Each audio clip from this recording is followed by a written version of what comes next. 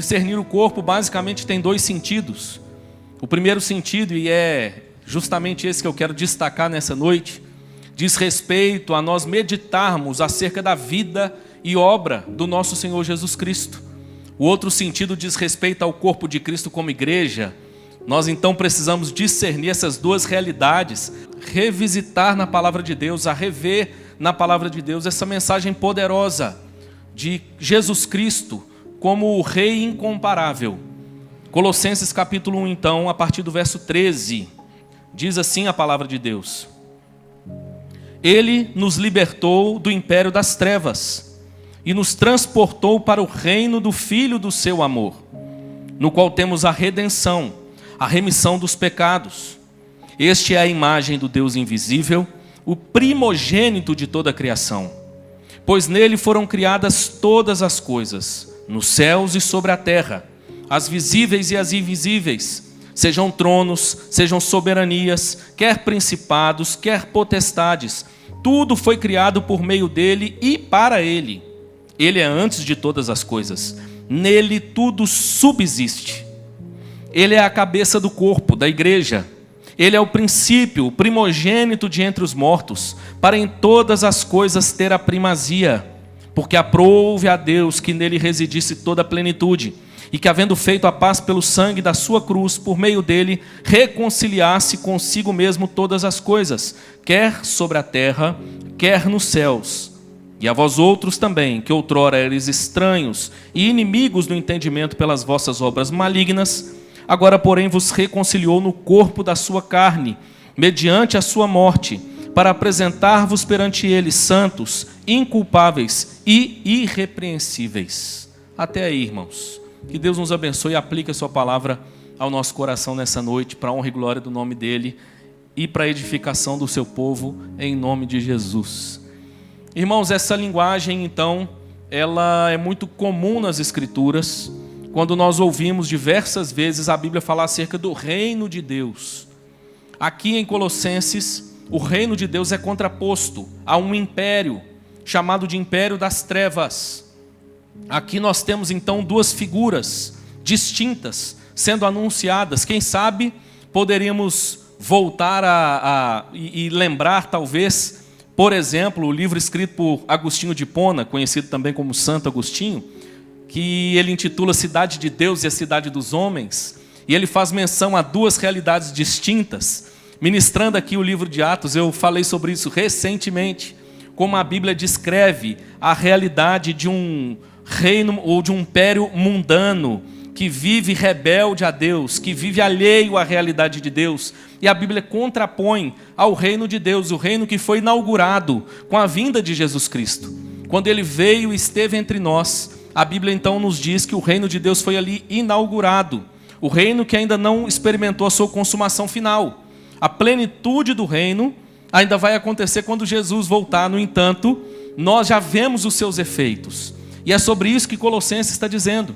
Então ele diz que nesse império, o império das trevas, que é governado por um tirano, é o império de escravidão, é um império onde reina a escravidão do pecado. Mas ele contrapõe essa realidade ao reino de Deus, e diz que o reino de Deus, onde não há tirania, o reino de Deus é o reino onde impera o amor. Ele então diz que nós fomos transportados do império das trevas para o reino de amor. Agora eu quero destacar para você nessa noite, ainda que pudesse trazer tantas verdades preciosas olhando para Colossenses capítulo 1, eu quero destacar com você nessa noite a figura do rei. Discernir o corpo de Cristo, discernir a vida, discernir a obra do nosso Senhor Jesus Cristo. Não sei se você já percebeu, mas há uma realidade muito comum à nossa existência. Há essa existência que nós entendemos pela Escritura, existência caída. É a realidade de como as coisas caminham com facilidade, de certa ordem, para o caos. Por exemplo, você vai na sua casa e dá uma faxina, e de repente passa o dia dando uma faxina. Basta algumas poucas horas, ou para quem tem 3 crianças, minutos, para que você de repente olhe a casa e perceba que a coisa já começou a se bagunçar novamente, ela já começou a sair do lugar novamente. Quantas vezes você, como eu, Já foi para aquela gaveta importante que você tem em casa e falou: hoje eu vou organizar essa gaveta. Não sei se você, como eu, quando faz isso, descobre um monte de coisa que você nem sabia que tinha mais. E de repente você arranca tudo ali de dentro da gaveta, organiza tudo novamente, coloca no seu devido lugar. Mas à medida que o tempo passa, o que acontece? A gaveta fica bagunçada de novo. Irmãos, há uma realidade muito próxima quando nós pensamos acerca da realidade da fé. E é por isso que nós precisamos, semana após semana, domingo após domingo, mês após mês, nos reunirmos para meditarmos, para ouvirmos a palavra de Deus, para termos o coração corrigido e exortado, para termos a nossa rota novamente corrigida, para que o nosso coração esteja muito claro, muito ciente da verdade de Deus. E nessa noite, tudo que eu desejo com esse texto é que o meu e o seu coração esteja mais uma vez sendo trazido de volta a essa percepção de Jesus Cristo como nosso Rei incomparável. Colossenses é o texto por excelência para nos auxiliar a corrigir essa rota, a perceber essa dimensão do nosso Redentor, do nosso Salvador Jesus Cristo. Ele nos libertou do império das trevas. Ele nos libertou da condição de pecado na qual nós estávamos escravos. Nele nós temos a redenção. Precisamos então perceber à luz de Colossenses a centralidade de Jesus Cristo para a nossa fé. É interessante, eu lembro que li certa vez um texto, o pessoal da música aqui talvez se interesse por esse assunto, do falecido bispo anglicano Robinson Cavalcante. Nesse texto ele falava sobre o perigo que ele percebia na música gospel brasileira, como a música gospel brasileira muitas vezes fazia menção de Deus, mas sem destacar a singularidade, sem destacar a cristocentricidade que deveria, ou seja, a figura de Cristo como essa figura central para a nossa fé. E ele dizia: existem muitas músicas no meio gospel hoje que você pode cantar em qualquer contexto, porque afinal de contas elas não traduzem com pureza, com profundidade, com clareza aquilo que a Bíblia nos ensina. Jesus Cristo para nós, irmãos, é a base, é o centro da nossa adoração à luz das Escrituras, à luz de Colossenses capítulo 1. Louvado seja Deus, porque hoje nós cantamos aqui com tanta beleza acerca de Jesus Cristo. Declaramos com tanta verdade a nossa adoração ao Rei que veio nos redimir. E quando nós então olhamos para Colossenses, eu quero destacar aqui de maneira breve algumas características desse nosso Redentor, desse Rei incomparável que é Jesus Cristo. A primeira delas, apresentada para nós aqui em Colossenses capítulo 1, é a singularidade de Cristo. Colossenses capítulo 1 vai nos mostrar que Jesus Cristo é singular. Se você der uma olhada mais uma vez no verso 14, o verso 14 diz assim: no qual temos a redenção, a remissão dos pecados. E o texto vai seguir no verso 15 dizendo que este é a imagem do Deus invisível, e mais, o primogênito de toda a criação. Aqui está muito claro que o livro de Colossenses, que Paulo está afirmando que Jesus Cristo é Deus. Ele é o Deus invisível, que ele está dizendo. Mas há algo também muito claro aqui, muito belo e precioso. Paulo está afirmando que Jesus Cristo é singular. A palavra que aparece aí no grego para primogênito, ela traz a ideia de um título de honra. Significa que Jesus é o primeiro em importância. O que o texto está dizendo é que não há ninguém comparável a ele. Nesse sentido, ele é único, ele é singular. Ao mesmo tempo, o texto diz que ele nos libertou do império das trevas. E quando nós olhamos para esse verbo libertou, nós vamos perceber que ele está no passado, apontando para a ideia de uma obra que já foi consumada, obra exclusiva de Jesus Cristo. Ninguém, nenhum outro poderia ter realizado essa obra. Jesus Cristo a realizou no nosso lugar. E nesse sentido, ele é para nós cristãos único, singular. É sobre isso que Colossenses, que Paulo está tratando em primeiro lugar, irmãos. Se nós dermos uma olhada para o panorama religioso, nós vamos perceber que Jesus é mencionado em outras religiões. Se você der uma olhada, por exemplo, você vai perceber que para o Islã, Jesus é um profeta. Ele é até reconhecido como um personagem que existiu e tem algum valor, mas não passa de um profeta.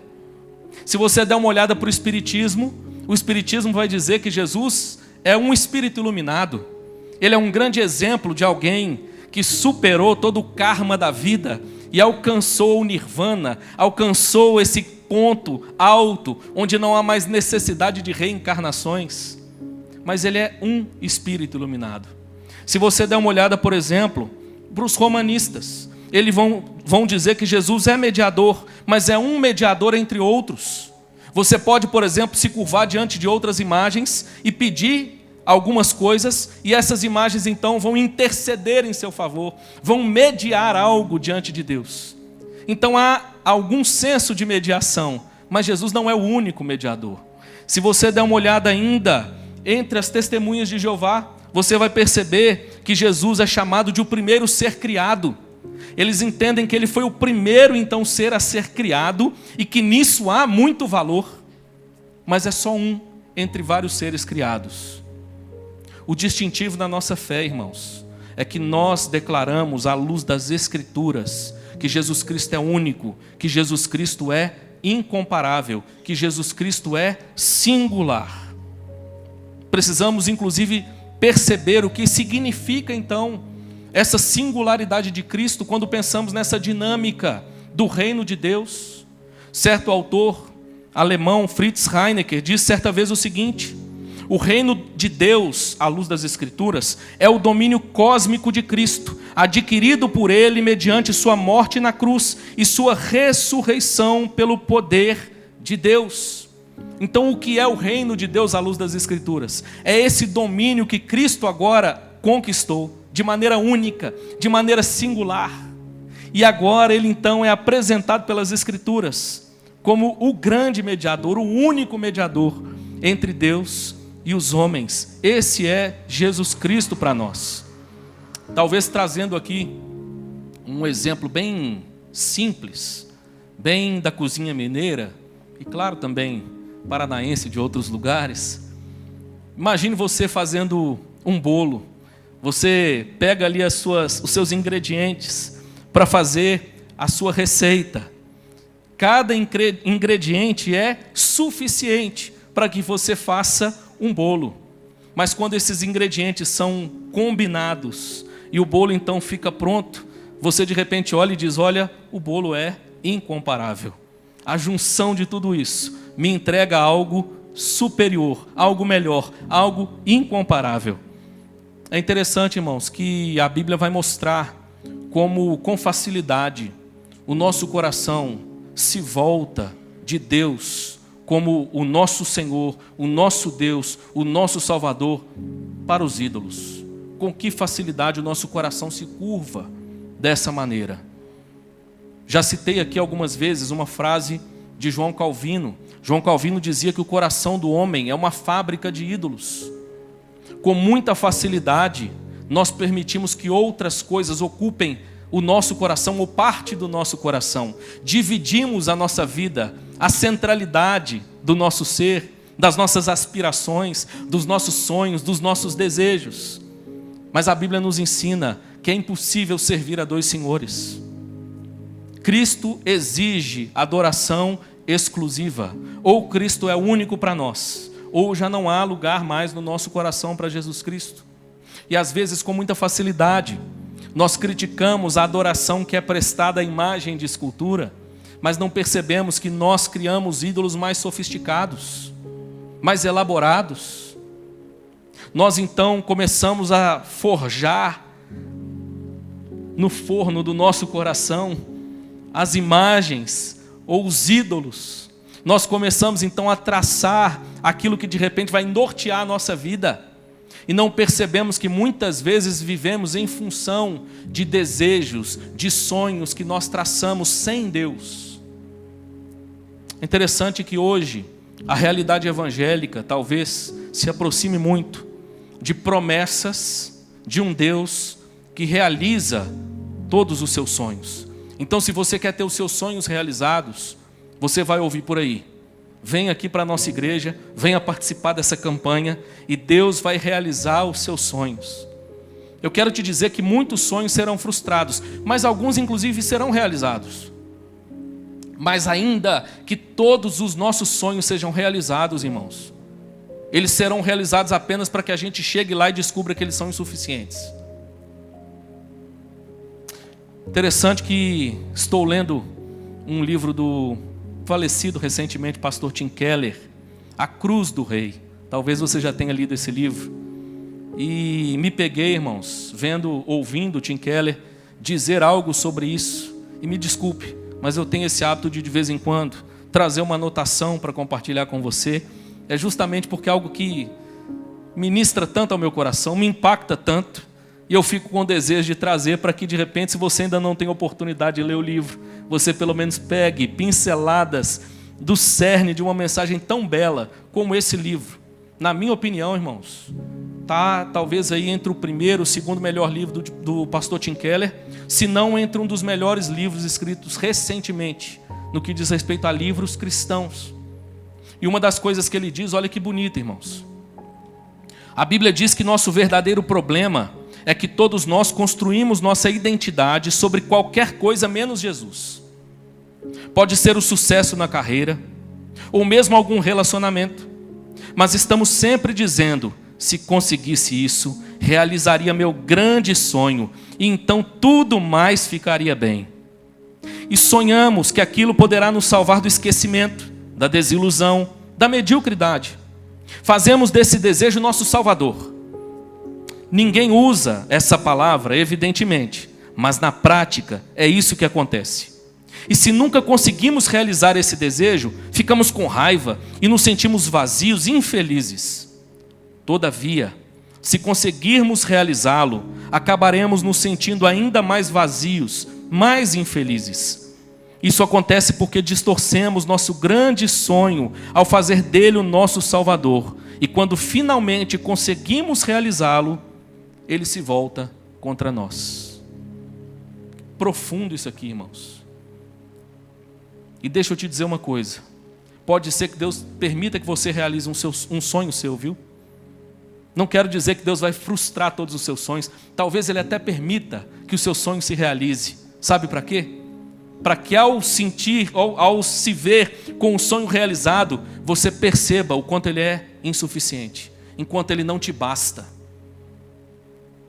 Meu irmão, e dessa forma, nós somos então convidados a resgatar no nosso coração a centralidade de Cristo como único, como singular para nós. Só Ele, irmãos, nos satisfaz. Só Ele é singular para nós. E não apenas a singularidade de Cristo é aqui apresentada em Colossenses 1, como eu já estou dando a deixa na sequência. Nós vamos encontrar em Colossenses 1 ainda Paulo nos apresentando a suficiência de Cristo. Cristo é incomparável, irmãos. Primeiro, porque Ele é singular. Segundo, porque Ele é suficiente. Se você continuar lendo o texto comigo, você vai ver no verso 17 a Bíblia dizendo o seguinte: que Jesus Cristo é antes de todas as coisas e que nele tudo subsiste. Primeira coisa, Paulo está atribuindo a Jesus o papel de Criador.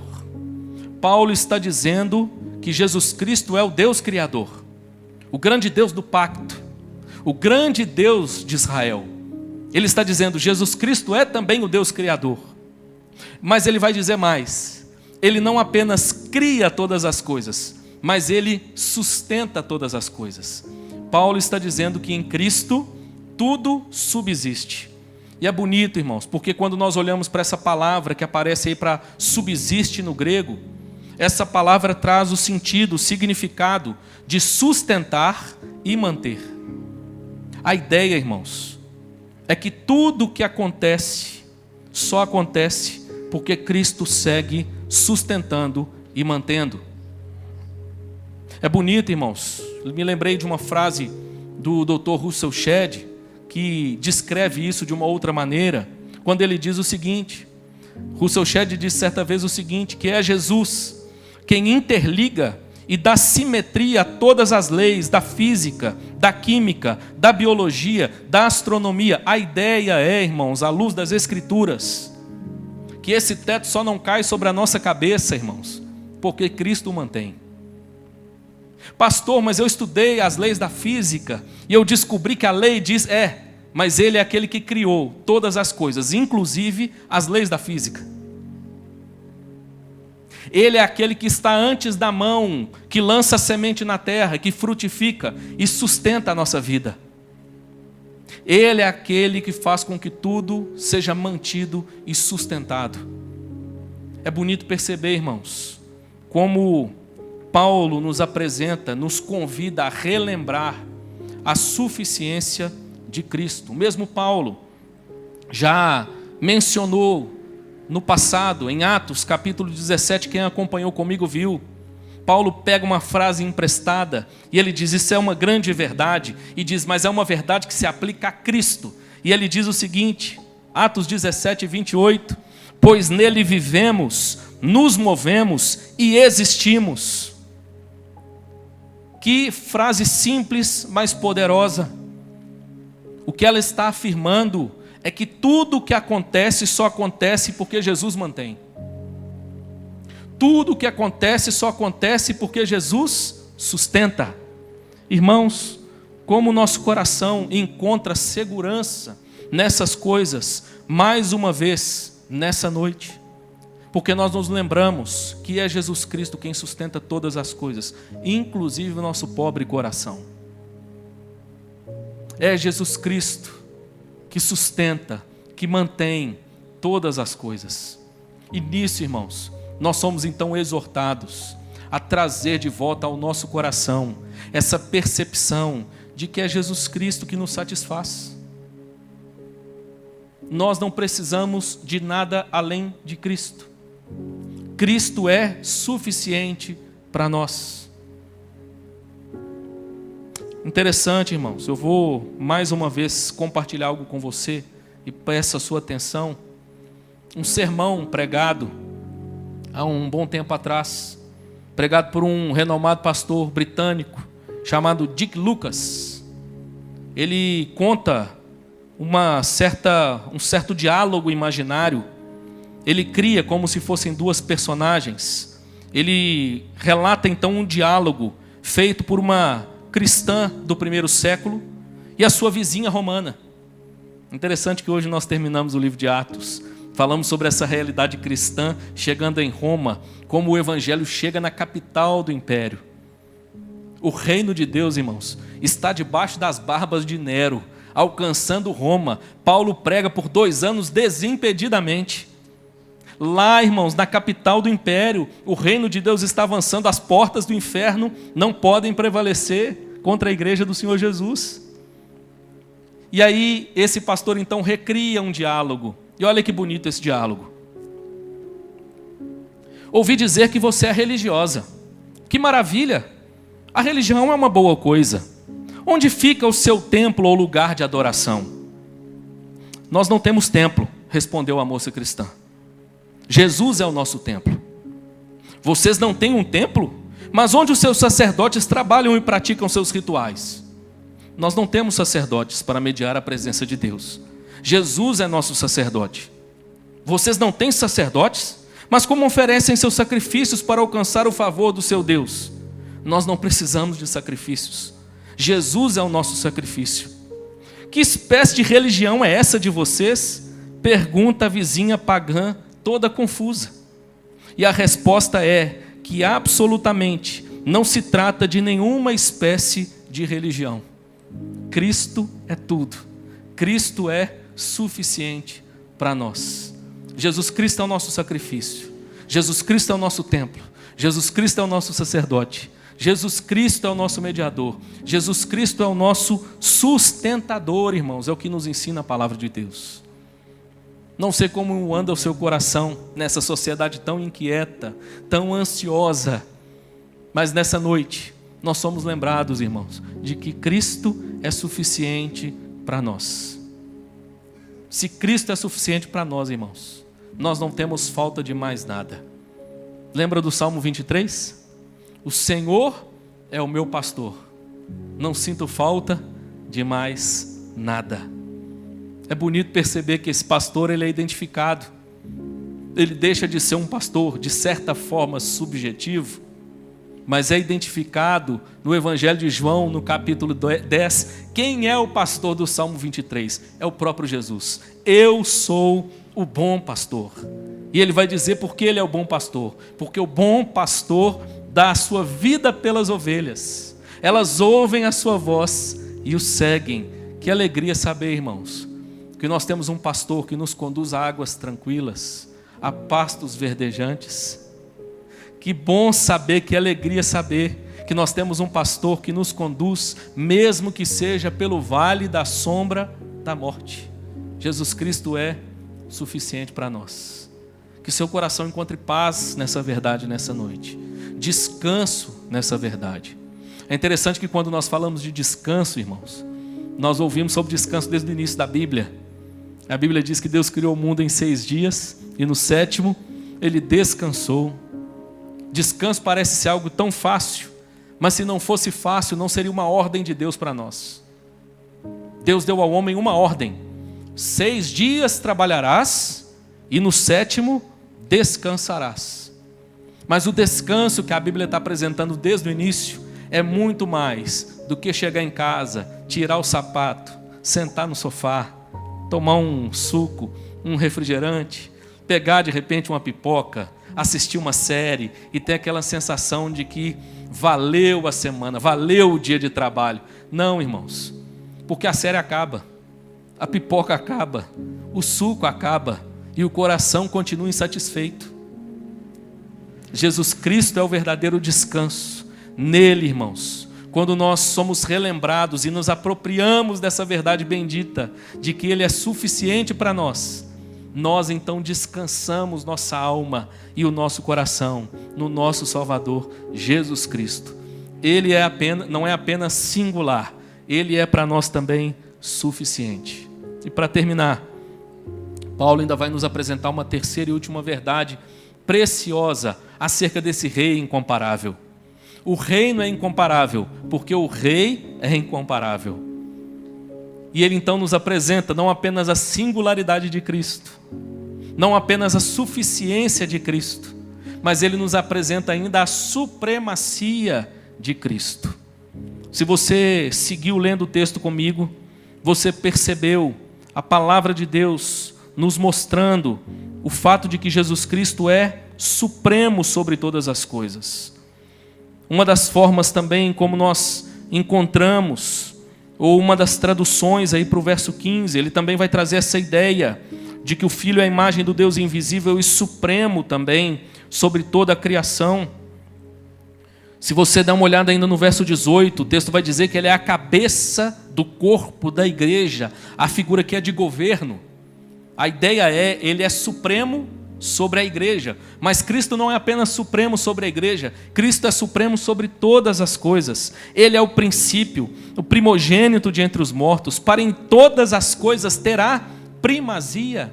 E a ideia dessa primazia aqui também é a ideia de supremacia. Nós vimos até agora a singularidade de Cristo. Isso quer dizer que Jesus Cristo é maior do que qualquer outra figura, maior do que qualquer outro rei. Nós ouvimos há pouco sobre a suficiência de Cristo. Isso quer dizer que Jesus Cristo é melhor do que qualquer outra coisa.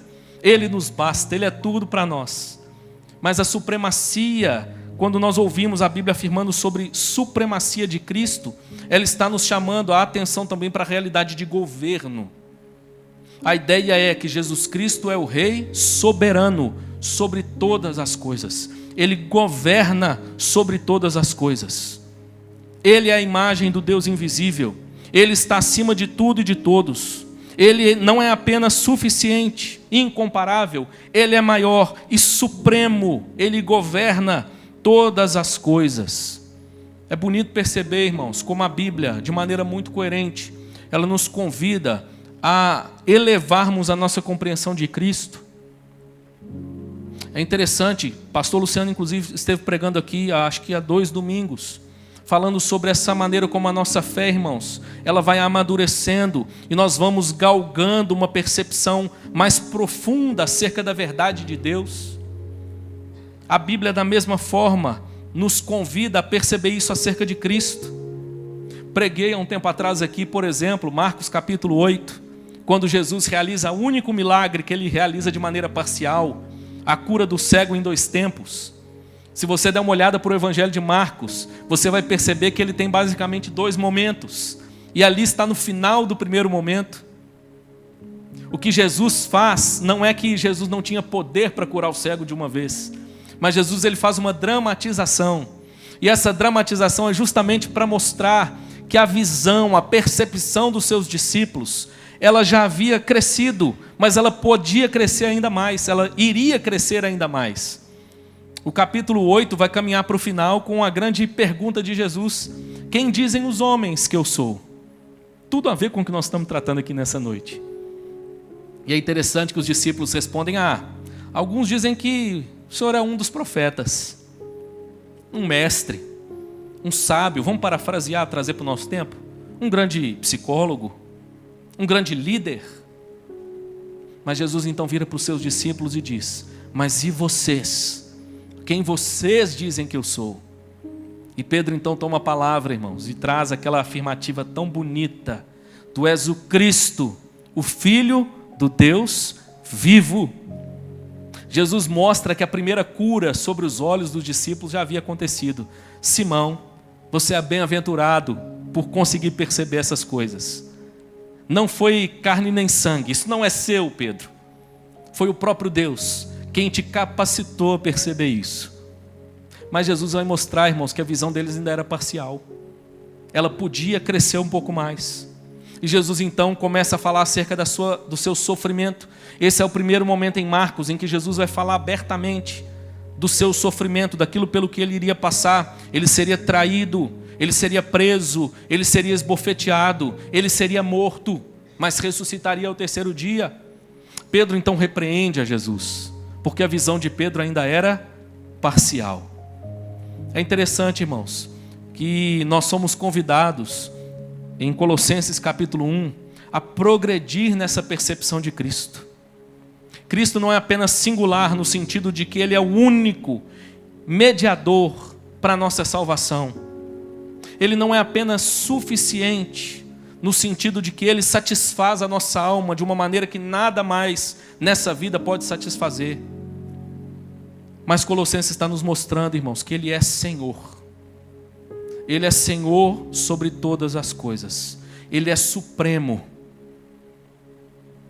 É interessante, irmãos, que a cultura evangélica destaca tanto a figura de Cristo como Salvador, e a Bíblia, de fato, dá muito valor a Jesus Cristo como o Salvador. Mas se nós dermos uma olhada para os evangelhos, eu já disse isso aqui certa vez, nós vamos perceber que os evangelhos dão ainda mais ênfase no fato de que Jesus Cristo deve ser o meu e o seu Senhor. Você quer prova disso? Se você der uma olhada para o Evangelho de Mateus, se você ler o Evangelho de Mateus, você vai perceber que a palavra Salvador, atribuída diretamente a Jesus, não aparece.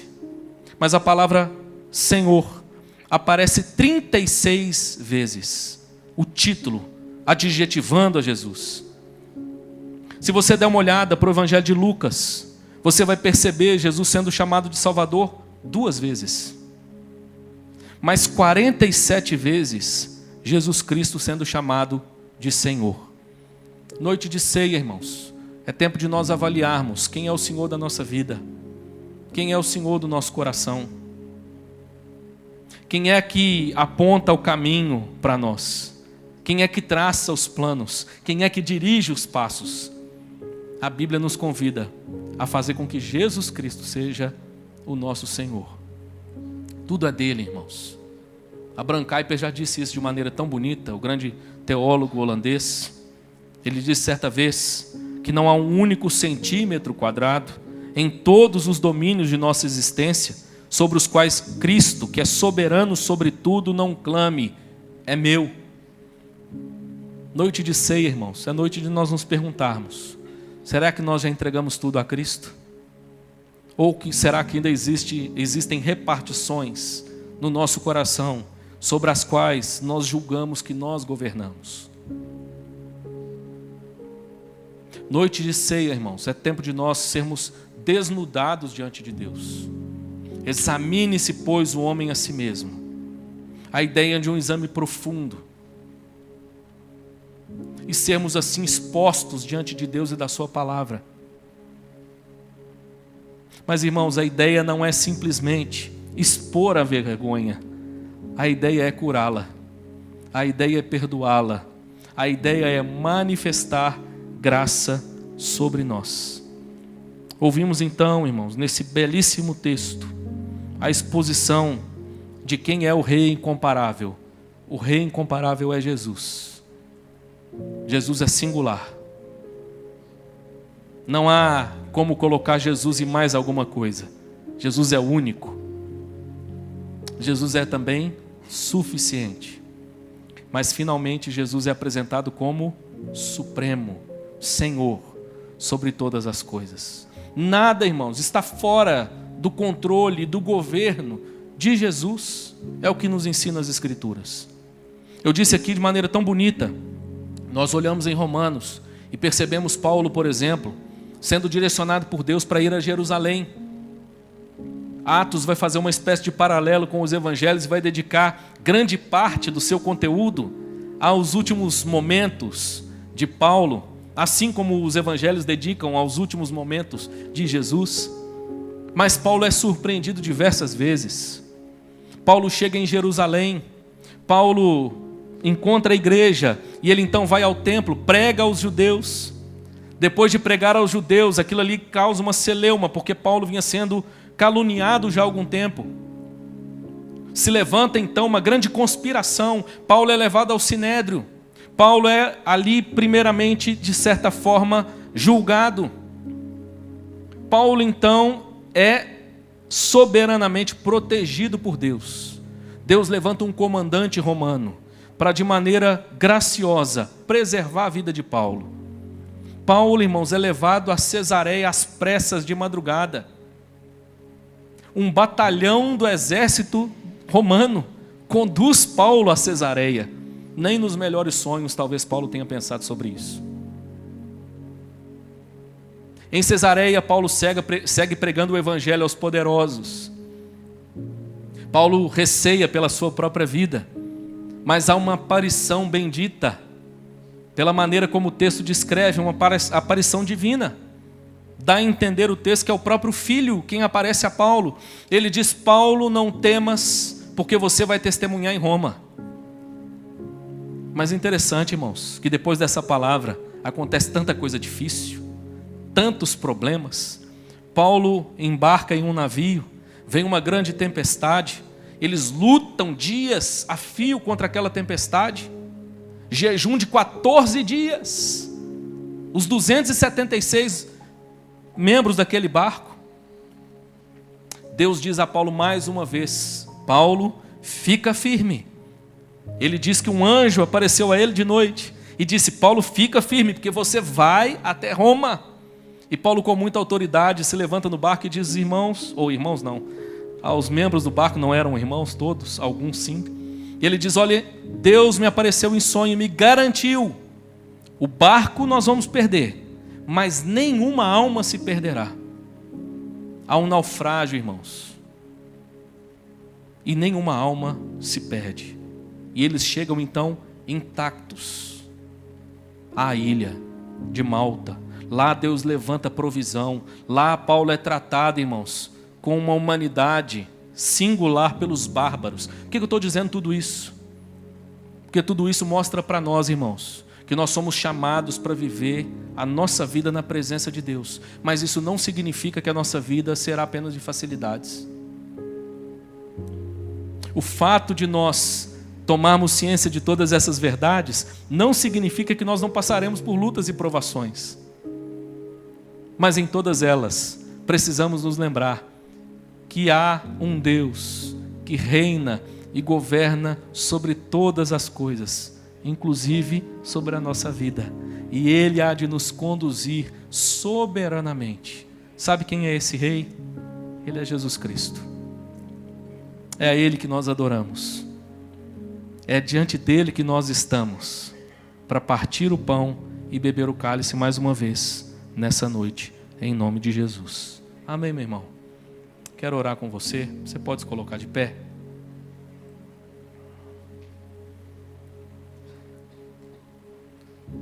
Vamos falar com Deus. Vamos orar mais uma vez. Feche seus olhos. Quem sabe esse não é o tempo de reconhecer como na sua vida, por algum motivo e em circunstâncias e momentos distintos, você permitiu que essas verdades escapassem ao seu coração. Quem sabe você tem vivido os seus dias como se você governasse. Talvez na desesperança de uma vida difícil, de problemas que você está enfrentando. Ou talvez traçando e projetando a vida como se a força do seu braço te conduzisse aonde você quer. Quem sabe você já professou fé em Jesus, mas você perdeu nele o seu prazer. Hoje o seu coração busca satisfação em tantas outras coisas, às vezes lícitas, mas às vezes pecaminosas. Enquanto eu oro, eu quero te convidar a fazer também a sua oração, dizendo para Jesus, dizendo para Deus, que diante da sua palavra, você se curva mais uma vez nessa noite, reconhecendo o Rei incomparável e adorando o Rei incomparável. Senhor Deus, nós adoramos o Teu nome nessa noite. Obrigado pela Tua palavra tão rica e poderosa, que nos traz verdades tão sublimes. Senhor, que alegria, que privilégio ter tido os meus olhos abertos para a realidade do Senhor, para reconhecer e para conhecer o Rei incomparável. Foi a Tua graça, Senhor, quem abriu os meus olhos. Foi a Tua graça quem quebrantou o meu coração. Mas, Senhor, nessa noite, eu reconheço, nós reconhecemos, que muitas vezes nos afastamos de Ti, ou vivemos com uma profissão de fé de lábios, mas que não expressa a realidade do coração. Senhor, nessa noite nós mais uma vez declaramos que o Senhor Jesus é tudo para nós. Declaramos que o Senhor é suficiente para nós. Declaramos que o Senhor é Senhor, soberano, supremo, sobre tudo em nós. Nessa noite nós nos curvamos diante do Senhor mais uma vez. Pedimos o perdão dos nossos pecados, na certeza de que o Senhor nos perdoa e graciosamente nos convida a celebrar ao redor da Tua santa e bendita mesa. Muito obrigado por essa honra e privilégio. Assim nós oramos em nome de Jesus. Amém e amém.